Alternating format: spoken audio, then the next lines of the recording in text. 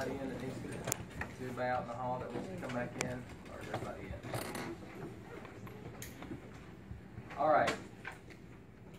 Let me go ahead and first announce the verdicts in the two trials, and then after that we'll have some further comments and time for questions. In the first round, and I don't remember which team will switch in the first round, but in the first round the verdict is for the defense. In the second round, the verdict is for the defense. And I will say that it was very close. And we have, even though I rendered the verdict in discussion with the jury, they agreed that too, which includes 2 attorneys. And by the way, we're lucky to have 2 very highly seasoned attorneys on our jury. So they thought it was very close as well. Those are the verdicts. And Ms. Shepherd, is there anything else you want to share before we? Well, we have, so the verdict is separate from the points which were given by the jurors.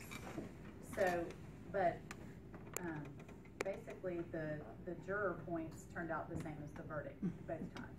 So on the first trial, the defense scored more points, and the defense was Huntsville, correct?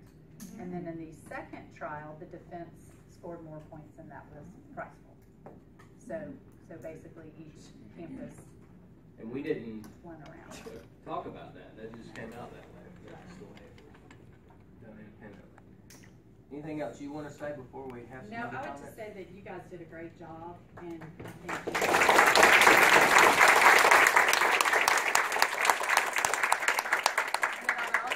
thank you so much to Paul and Janet and Joe King. Thank you so much for taking your time, and thank you so much, Judge Mann, for taking your time and letting us use this facility. This was so generous. Let me just tell you a couple of things. First of all, y'all did a super job. Who was nervous? Y'all your parents. Y'all get nervous.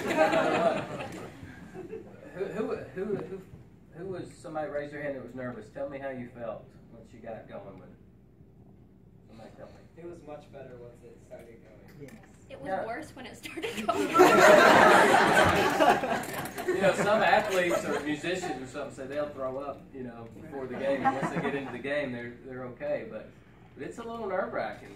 How many of you felt like it was? Any of you felt like it was kind of nerve-wracking being in a courtroom, people watching? What made you the most nervous? Just doing it at all, or the fact that a lot of people were watching, or the fact that there was a judge sitting here? All of the above. All of the above? Don't mess this up. You did a very good job with your statements. I don't remember your name. Mary Lyles. And there were so many outstanding moments that y'all performed. And by the way, thank you to my bailiffs. Is it Jesse and Ethan? See, normally there are circuit judges here. We either can hire a law clerk or a bailiff to assist us in court. And I have a law clerk. I don't have a bailiff, so I was kind of glad to have. But I was disappointed they didn't bring their guns. Because we didn't know what might break out with this crowd. There were a couple of moments. Where's we gotta have the orange tile right there. What's your name? John Patrick. John Patrick. You shredded someone on cross-examination. That's a good thing. That's a golden moment for a lawyer. I mean, cross-examination is probably the most fun thing a lawyer does, is cross-examine witnesses. And my wife and kids will say sometimes when I'm arguing with them at home, and some of you are very natural arguers, by the way, don't cross-examine me. I'm not one of your witnesses. But that's one thing I miss about being a lawyer, was getting to question witnesses. And you put your witness on the stand, and you have them so prepared on direct examination, and you know exactly what they're going to say. And then you stepped up to, and I don't remember, maybe it was you as the witness, and the line about the deadly force was pretty good. Obviously, you're not dead. So.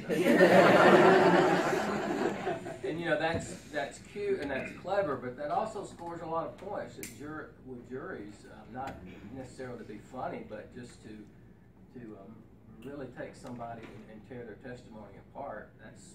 That's why witnesses, it's kind of nerve-wracking to be a witness. Y'all had scripts, but imagine if you didn't and you're putting yourself up here. The friendly side puts you on the stand and they ask you all the easy questions. And then the other side, and there's a verse in the Bible about being cross-examined, by the way, a witness until they get questioned by the other side. And so there's a really good reason why we have cross-examination. But I will tell you, from a lawyer's perspective, that it is fun to do that because you get to ask the harder things, the things that make them squirm.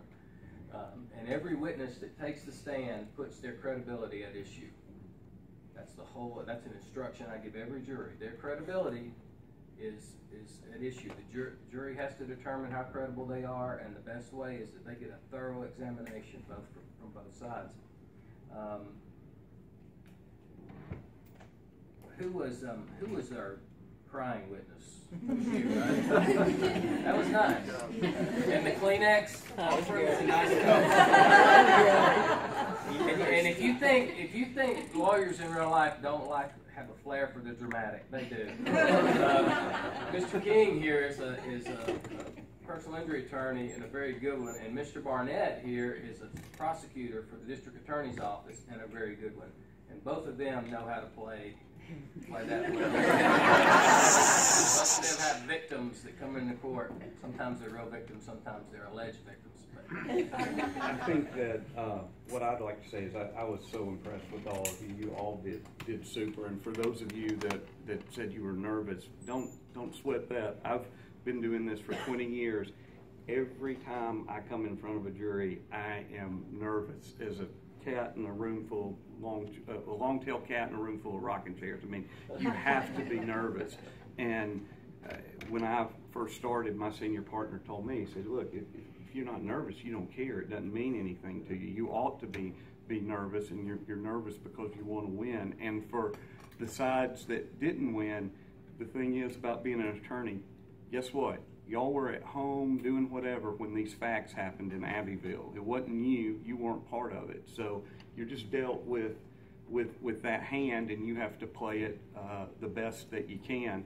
The one thing that I would say too, kind of reiterating what Judge Mann said, is communication is the key on this. Use plain language, common language. Don't think you got to talk like a lawyer to be a lawyer. As soon as you start doing that, they're going to be, tune out. The other thing is remember who you're talking to. If you're talking to the jury, make sure you're looking at them. It's about the jury. You got to show respect for the judge. He runs the courtroom. But remember, your jury is who's going to decide the case, so talk to them. But y'all did super. I loved it, and I learned a lot. I mean, for real, I'm sitting here back here and seeing the makeup of the courtroom, and I will definitely take some of what I learned to the next trial I have. Let me ask, Mr. Barnett's been called to real court downstairs, but you ain't have anything to say before you? I just want to express to y'all how much we can't express enough how impressed we were with all of you, and we really do thank you for letting us be a part of it today. It really was impressive. Thank you. Thank you. Thank you.